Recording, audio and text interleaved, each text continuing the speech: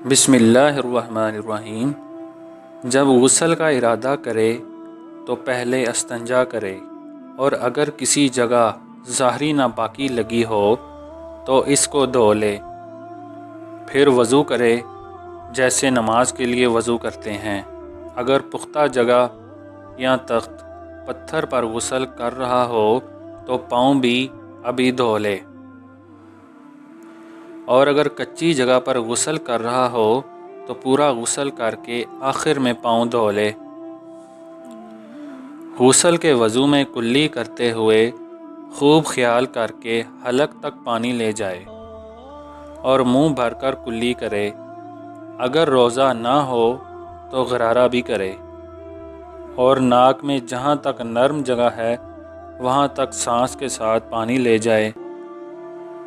وضو کے بعد تھوڑا سا پانی لے کر سارے بدن کو مل لے۔ اس کے بعد 3 بار سر پر پانی ڈالے، پھر 3 بار داہنے کاندھے پر، پھر 3 بار بائیں کاندھے پر پانی ڈالے، اور ہر جگہ خیال کر کے پانی پہنچائے۔